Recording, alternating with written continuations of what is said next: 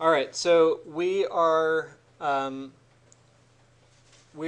to render using basically the viewport settings. Okay, um, and so what I want to do with this is start to I want to show you kind of the shortcut way. Okay, so this is a draft, so it doesn't have to be like perfect resolution or anything like that. But once I troubleshoot the differences between my two computers here, we are going to render out to the exact resolution that we need. However, in this current case, what we're going to have is sort of, you know, a building that's, we're going to try to get it pretty centrally located on the frame. Okay, so it's going to be something like this. Don't worry that you can't really see the preview too much. I know I liked my settings before I set the materials. So anyway, let's see, 1200. I'm going to reduce this a little bit. Let's go down to 800. Okay. So my resolution's really bad, but what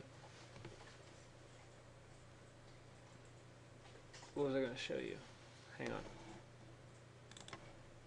So I want to show you two things. I want to show you the way to kind of limit your renders, which is going to say when is this render done, and then also the way to set up this file in kind of the cheat way. So when you are on the output settings here, it's this little folder icon tab, whatever you want to call it. This one right here, it's called time limit, or SL. SL stands for sampling level, which is essentially the level of quality that your render is going to go to. And the number 25 right now, I couldn't describe to you exactly what that means. But that's kind of where it defaults. And generally speaking, the sampling level and that at that time limit, that's going to run for as long as you wanted it to run, basically. You could set it up pretty high and it would just run forever and get deeper and deeper and deeper, obviously with a point of diminishing returns, right, like anything else. So you could also set it to have a time limit, and I believe these are measured in minutes. So if I do 5, that should actually export to either 5 minutes or a sampling level of 25, whichever comes first. Okay. So you could also sort of predefine where your files are going to export to if you want. If you want to just put a name up here and it'll export it to a certain thing. You could also pick what kind of image it's going to export to. By default, generally I just go with the defaults until I need to change it into something else. I'm not picky about it now. So after that, you just set your render and hit OK. Let me move this over onto the screen. And so what you're going to notice now is that now the time left actually just says 5 minutes. I think it already knows that it's not going to reach 25 sampling levels, and so it just says 5 minutes and you're done. Oh, I need to, actually, no, that's okay. Continue. Yeah, that'll be a good image, I think. So this is going to be super basic, this image, but let me just give it a couple of seconds to run through a few things, and then I'll jump into Photoshop and show you. But anyway, on the Photoshop side, all I really did was I just set up this right here, and so I'm going to basically run a couple of layers, and I'm just going to have those layers, basically I just drop the image in and just chop them off using crop. It's super easy, shouldn't be a problem. The good thing is this render is going to have exactly the same proportions for every image that I place on it. So I'm going to stop this here and start to mess around with my settings. So it looks like for some reason the shutter speed on this one jumped up to 500, just like most of you guys. So my first image, I'm going to do, default just as it is. I'm going to just stick with the regular defaults. So I'll go to image here. I'm going to save it. Yes. And let me go to, I'll put it in my personal drive here. I'm just going to call this image 1.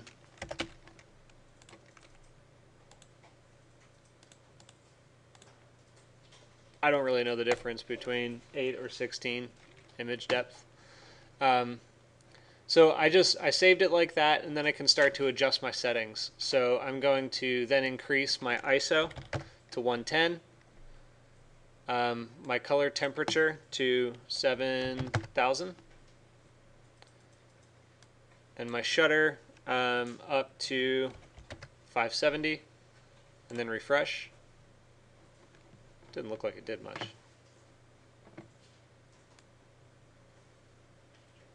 That ISO might need to go up more, to be honest. I don't know if 100 to 110 is going to do it here, but we'll see. We'll see if it's a significant enough difference. Oh, whoops, my bad. Let's go back down.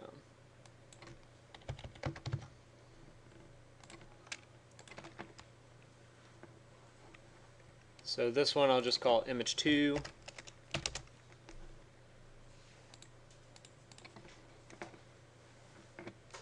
And then the next one I'm going to go down to 90, down to 470,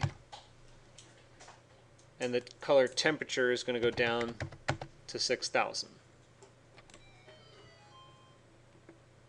Somebody playing Zelda?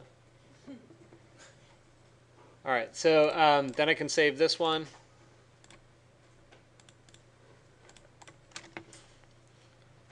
So I've got all 3 images, and I'm just going to rapid fire throw them into Photoshop. And because our resolution is not set properly, we're just doing a viewport export for draft reasons to compare the settings, I can just place them in real fast and stretch them. So I'll navigate to that location, and I'll bring in, oh, did I not save image 3? Hang on. Save. Ooh. I think I saved over it as image 2. Hang on. Okay. Let me bump this back up, actually.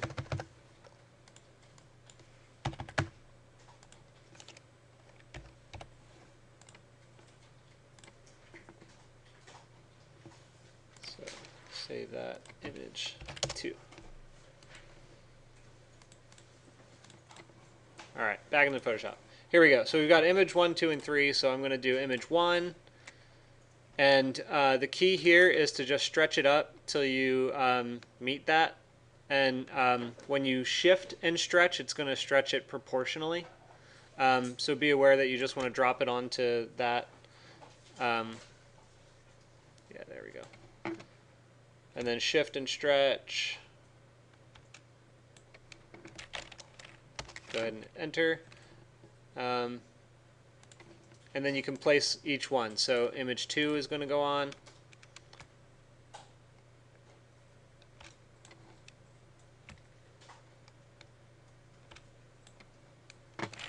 Hit enter, and then image 3.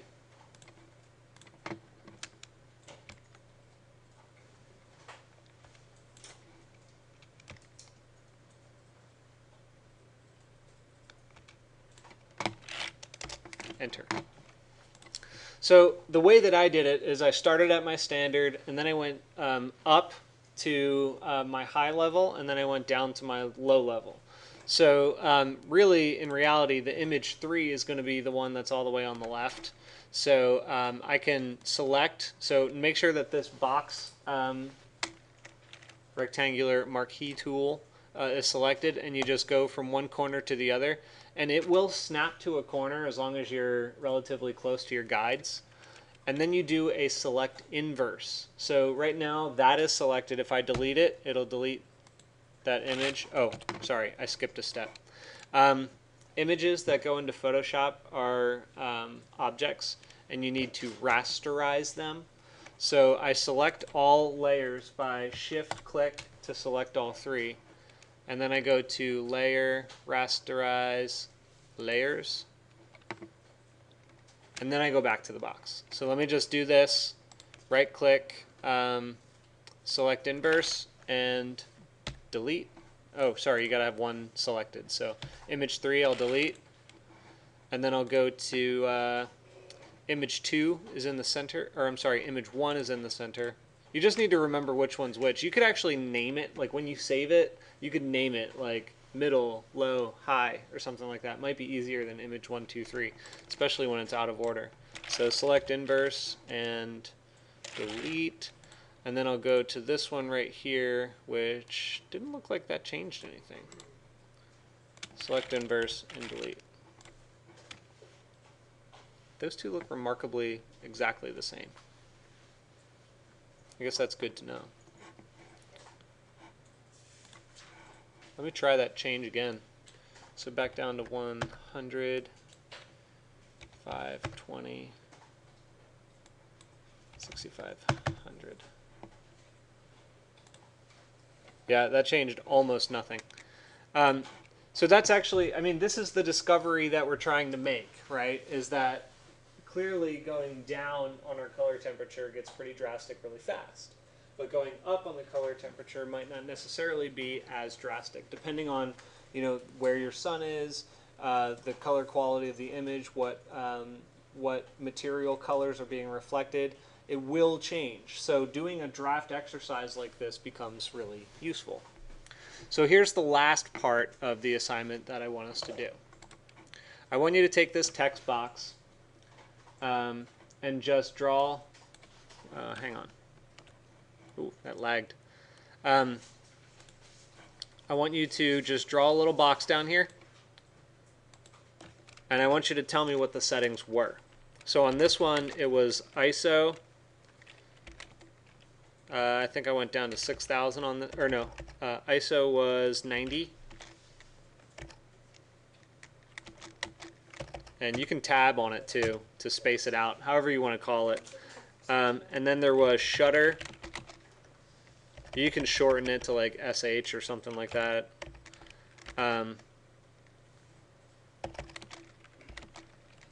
The shutter, I think this one was a 522, or no, this was the low one, right? So this was 470. And then our color temperature, or you could just say temp, was 6,000.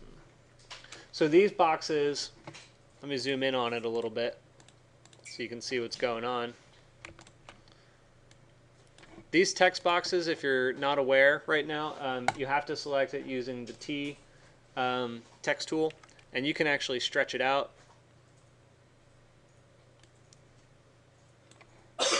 However you need to. You can go up here and set your centerization, so click that and it'll be centered. You can change your text size, make it a little bit smaller. This was just way too spaced out.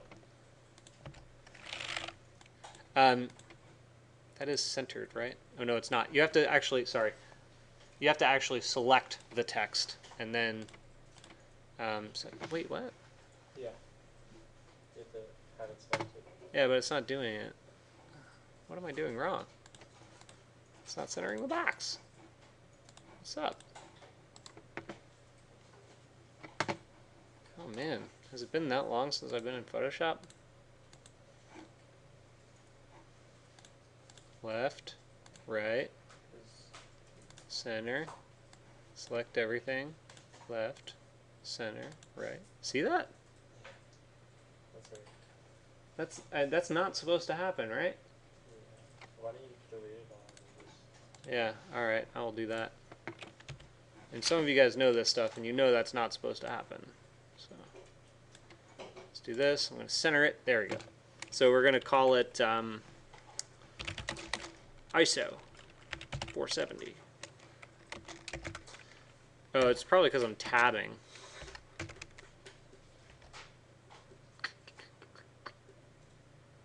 Why is it doing that with tabbing? Oh, anyway. Then we did shutter.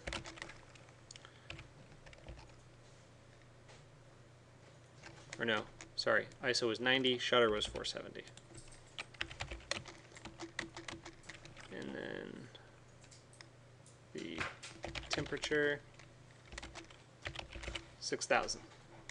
Okay, so really this is just an effort for us to create a record for you to understand the lighting condition that you have in your model and what its product is actually going to be. So feel free to change the text. You could leave it black or you could make it white so that it doesn't appear as atrociously overwhelming. You just pull these things all the way across there, or you can double click on the color swatch and just pull it up. Yeah. So I do just want to see the text down there at the bottom that's showing us the difference in the scene. Okay? So with all that said, that was a really long video probably, but what questions do you have about the assignment outside of the fact that I couldn't quite figure out the resolution issue that we're having? Yes? Okay, so we're going to have 3 8.5 by 11 sheets. Yes. And then another question was, so once you render it, and you know how you stop it and then you change the settings, we're supposed to let each one render out for 5 minutes, right? Yes. You just did it for the sake of doing that. I stopped it short for the sake of, expediency.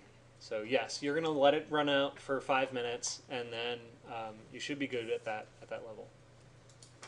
Okay. Or if you really want to, let it run longer, feel free. If you have it available to you at home while you're playing video games or something, or doing other homework, which is what you should be doing. You can let it run for an hour and see how great it can be after 1 hour.